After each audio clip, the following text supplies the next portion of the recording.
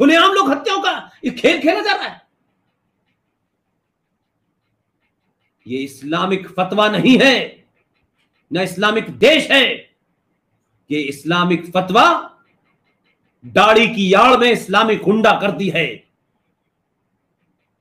आप उस समाज को चुनौती देते हैं, उस समाज को चुनौती दिलवाने वाले लोगों के खिलाफ कार्रवाई नहीं करते।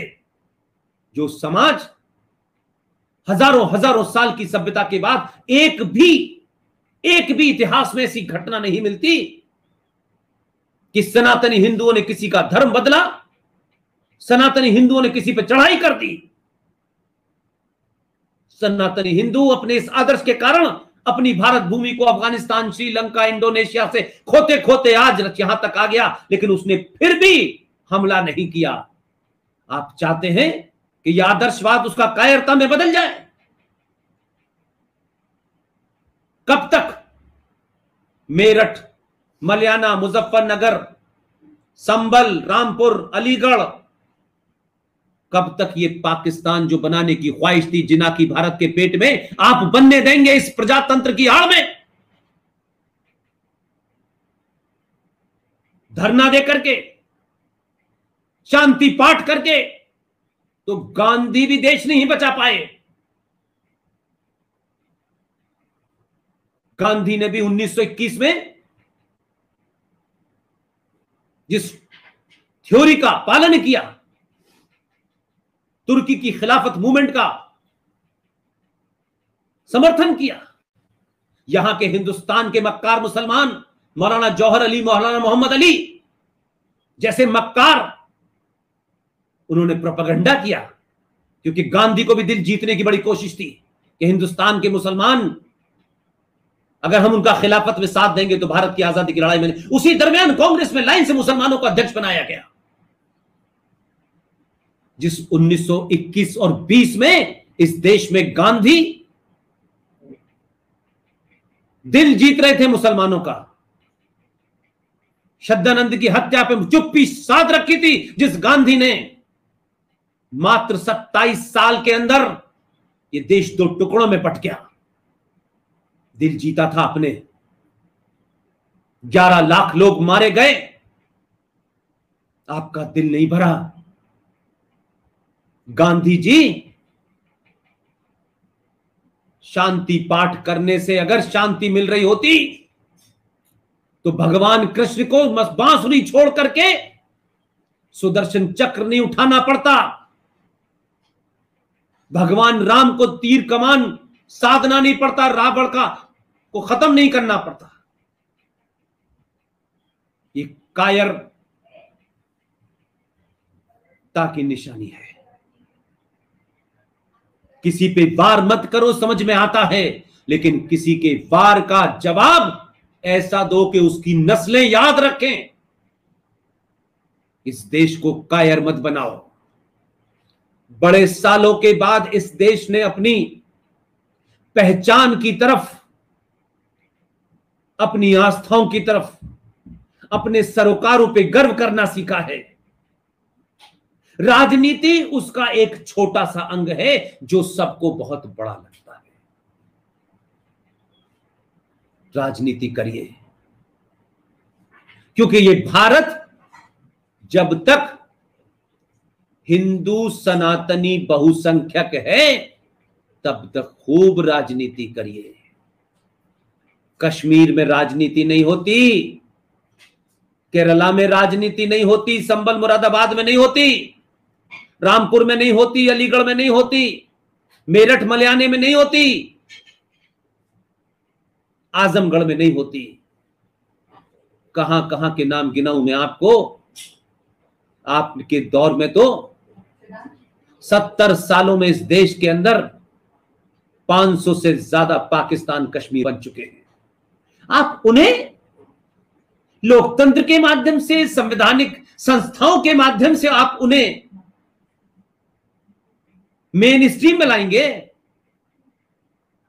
आप उनका दिल जीतेंगे। ये जिहादी, ये आतंकी जो प्रॉफिट मोहम्मद के न हुए वो आपके होंगे।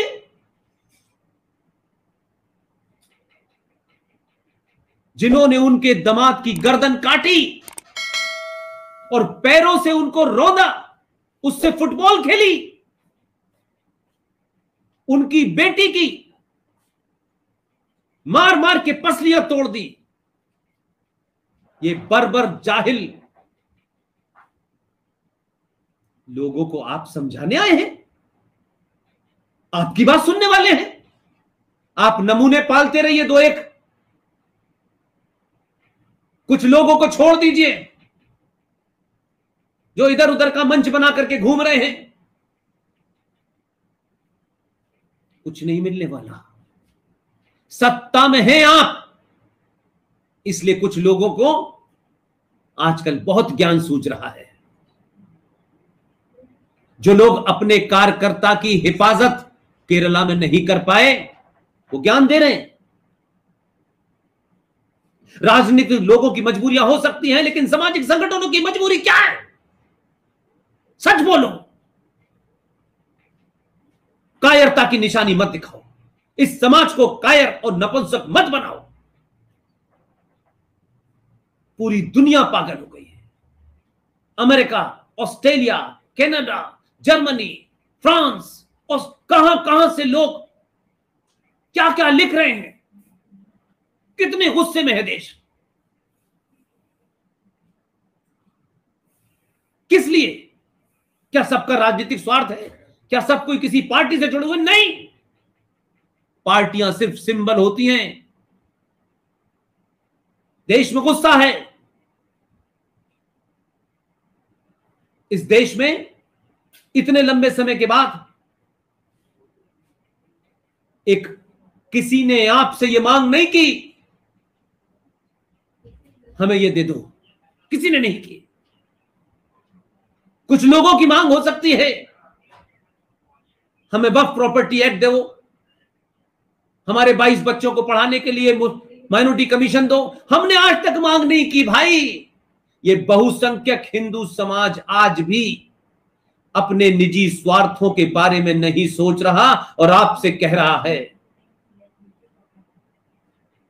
कि बढ़ती बीमारी एक हम दो हमारे 22 बेरोजगार, दंगाई, लूटपाट में सबसे आगे, वो दिल्ली में अंकित हो, वो हरियाणा में तोमर हो, रुक नहीं रहा है सिलसिला, क्योंकि वो जनसंख्या बढ़ाई इसीलिए जा रही है। आप उससे उम्मीद करते हैं मकान मिलने से और गैस देने से वो ठीक हो जाएंगे? उनको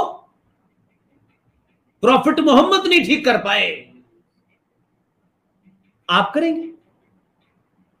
आप हजारों साल की पुरानी एक सभ्यता, एक परंपरा के देश को धीरे धीरे, रिश्ते रिश्ते अपनी आंखों के सामने यह देश समाप्त होते हुए देख रहा है। इसलिए बंगाल की बातों में मैं नहीं जाना चाहता। कितने इंसिडेंट हुए, कितने लोग मरे, मैं सपन दास गुप्ता के उन ट्वीट पे जाता हूं जो मैंने आज प्रेस कॉन्फ्रेंस हुई है, ये बात मैंने उसमें नहीं सुनी। इसलिए मैं कहता हूं, राजनीति सच को सच कहने से रोकती है। जब आप राजनीति को राष्ट्र से बड़ा कर देते हैं तो यह होता है। जब राष्ट्र आपके ध्यान में होता है तो राजनीति एक बहुत छोटी सी चीज होती है। किसी के खुश होने और किसी के नाराज होने से राष्ट्र नहीं चलता। राष्ट्र के आड़े आए अगर कोई भी आए तो उसे कुचल देना चाहिए। इसमें कोई मान्यताएं, परंपराएं काम नहीं आती।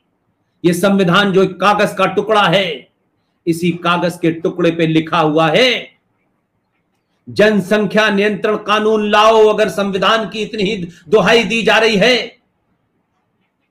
तो पिछले इतने सालों से अगर ये संविधान में है तो फिर ये ना हिंदू का है, ना मुसलमान का है, ना सिख का है, ना पारसी का है, ना बौद्ध का है, ना जैन का है। फिर इसको लाने में प्रॉब्लम क्या है?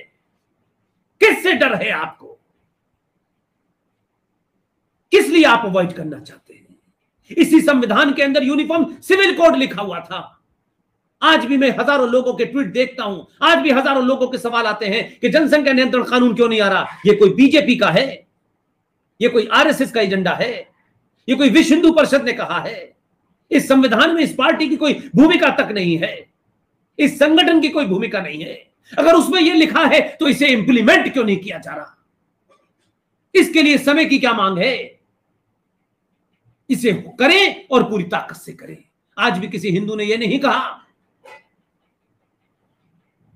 इतने सारे हिंदू वहां मारे गए हैं, जिहादियों ने मारा है, दंगाइयों ने मारा है, एक पार्टी के नीचे मारा है, एक पार्टी की आड़ लेके मारा है, क्योंकि उनका एजेंडा सिर्फ कस्बाए हिंद है और कुछ नहीं है। ये कभी ममता होगी, कभी सिद्धार्थ शंकर रे होगा, कभी ज्योति बसु होगा, उनके लिए इसमें कोई इंटरेस्ट नहीं है।